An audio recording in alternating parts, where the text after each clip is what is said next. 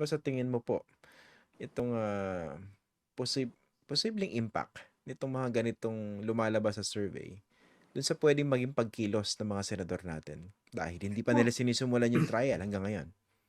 Well, ang sasabihin dyan ni Vice President Sara, pinaprioritize ko naman yung mga problema ng bansa. Kaya nga nasa dehig ako ngayon.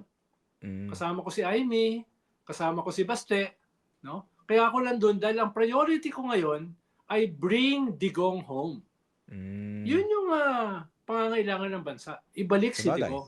Tama So, naman. depende yan sa pagtingin Kung ano yung priority, ano yung pinakamahalagang issue ng bansa. Para sa akin, pinakamahalaga, maibalik si Digong. Yun yung kanyang part. Pero going back dito sa pinag-uusapan natin na survey, alam mo, yung mga survey kasi very objective yan Batay sa kanilang mga tanong, batay sa kanilang science, batay sa kanilang mga Methodology. priorities, no? Pero siyempre, yung mga gagamit ng kanilang survey ay hindi naman pwedeng sabihin na detached or neutral. Gagamitin dahil itong mga surveys nangyayari ito not in a vacuum. Diba? Not in a vacuum. Alam nila dahil marami naman sa mga survey firms meron namang mga political sense din. Alam nila na ito ay gagamitin ng mga magkakatunggali sa politika. Kaya nakikita natin ngayon paano ginagamit. Hindi ito problema ng mga survey firms. Iba yung kanilang batayan sa paggawa ng survey. Pero hindi rin maiiwasan dahil nga yung mga survey na ginawa nila doesn't exist in a vacuum, ito ay talagang i-maximize itong mga contending forces sa lipunan. Katulad nitong mga linawin na natin, mga pro-Duterte at saka mga anti-Duterte. Mga pro-impeachment at saka anti-impeachment. Inilinaw ko lang, hindi na ito kasalanan ng mga survey firms.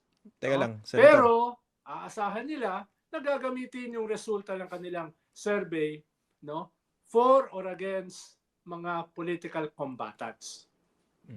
Teka lang, Senator ayusin ko lang yung blatter kasi naging pulis ako ngayon Nagpaliwanag sa presinto. Di ba yung tanong ko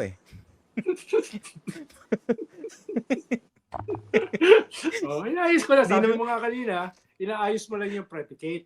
So, hindi naman yung tinanong ko Ang daming paliwanag Parang ako yung tagakuha ng blatter sa presinto Pangalan. Inaayos ko rin yung predicate bago ako tumalon. Bago ako tumalon.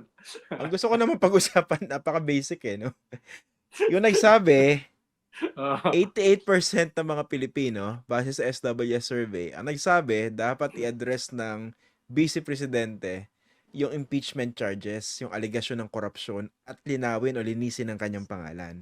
Do you think yung mga ganitong surveys, meron bang value ito doon sa ating mga pinagpipitaga ng senator judges na hindi naman nagpapatumpik-tumpik sa kanilang trabaho bilang isang impeachment court? Yun yung sinasabi ko na it doesn't exist in a vacuum. Dahil, halimbawa, ito ay mag-i-impact for or against sa mga senador na tinitignan ano ba yung pulso ng bayan. Diba? Merong survey na nagsasabi na 51% ay tutol sa impeachment. Ngayon, itong sa SWS, i-spin naman yan, gagamitin yan ng mga pro-impeachment. May 68% or even more. 88% ang nagsasabi na dapat harapin itong impeachment. Sasabihin naman ng mga iba, hindi, magkaiba yung tanong Sasabihin ng iba, hindi, pareho din yun. Pareho din yun. So, yun ang sinasabi kong predicate. Pwedeng iba yung objective ng mga tanong, pwedeng iba yung objective ng mga survey firm, pero gagamitin yan ng mga contending forces. Lalo na dito sa tanong ng ating host, nung mga senador. Sabi nga ni President Bongbong, ang sabi niya, dun nung tinanong siya tungkol sa survey, maghahanap na lang ako ng ibang survey. So, clearly, yun yung ibig sabihin nun, di ba? Maghahanap siya ng survey na mag-serve sa kanyang political trajectory, political goals. Ganon din yung mga senador. Titingnan nila, ito ba ay makakatulong sa kanila o hindi? Lalo na yung mga senador na 24 different republics. Di ba? So, magpe-play out yan. Pero yung paborito kong survey firm, hindi pa naglalabas eh. Yung, Ha? ano doon? Yung Oculum, Wala pa ba? wala pa eh. So, gusto kong makita kung anong resulta nun. Yung isa pang paborito ko, wala pa rin, yung Publicus. No? Ako Tanghire yung talagang binabantayan ko eh. Okay. Ano yun? Magaling din yun. So, Mm. siguro tingin ko yung ibang survey firm, nakita nila kasi nagbubungguan na yung mga resulta ng mga survey, baka sumali na rin sila rito. Baka akala nila ay tapos na, pwede pa pala. Baka akala nila tapos na yung eleksyon, pahinga na, bakasyon na tayo, labas na tayo ng bansa. Oops! Aba, pwede pa pala. Habol tayo, habol. No? Alam ko next week may hahabol na isa, no? Yung iba, papahuli ba sila? Siyempre hindi. Diba? Hahabol na, no? Siyempre, hindi. Hahabol na. Hahabol na, no? Hindi ko pa nga nakikita yung kanilang forensic assessment noong nakaraang eleksyon Hindi ko pa nga nakikita yung kanilang collective summation or assessment. Pero mukhang nasa susunod na kabanata na sila itong impeachment. No? Kaya sabihin na naman ni Senator Chis Escudero, Senate President Chis Escudero, wala akong pakialam sa mga survey. Wala akong pakialam sa mga signatures. Wala akong pakialam sa mga public pressure. Basta, ang tingin ko sa forthwith ay bahala kami kung kailan yan. No? Hindi Akala yan ko immediately. Hindi yan ASAP. Hindi yan ngayon din. No? At Akala ko nakikita naman. natin paano ito nagpe-play out. No? Mm. Ni-reset.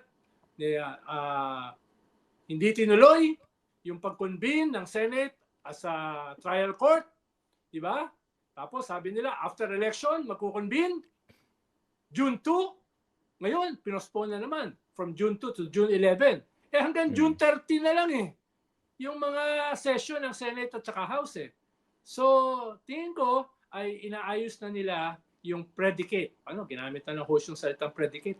Inaayos nila yung predicate, no? Para sabihin, oops, hindi pala uubra, no? Dahil hindi na convene at ire-reject yan nung 20th Congress, yung 20th Senate Tapos sangkatutak na kaso ang isasampa diyan, no? So, sinasabi ng mga iba ay practically daw tapos na yung impeachment. Dahil nga na-delay, ngayon nasa bingit na manip in the bud itong impeachment na ito. In a way, hindi naman surprising, di ba, Christian? Pinag-usapan natin ito noong Pebrero. Pinag-usapan natin ito noong Marso. Pinag-usapan natin ito noong Abril. Na parang itong forthwith na ito ay bahagi ng isang insidious plot para talagang patayin itong impeachment. Sana hindi! Ang tingin naman natin, yung ating mga leaders ng Senate ay wala namang ganong agenda. No? Sana hindi. Pero kung maninipin, di ba dito, ibig sabihin, totoo yun. Na meron talagang insidious plot and conspiracy, no? Na nakatali doon sa salitang forthwith, no? Para ito ay isabotahe. No? Para ito ay isabotahe. Kaya sana man lang, kung ito ay matutuloy na isabotahe, mahatulan ng kasaysayan at ng mamamayan. Yang may pakana, yang mga ganyang klaseng insidious conspiracy at saka plot.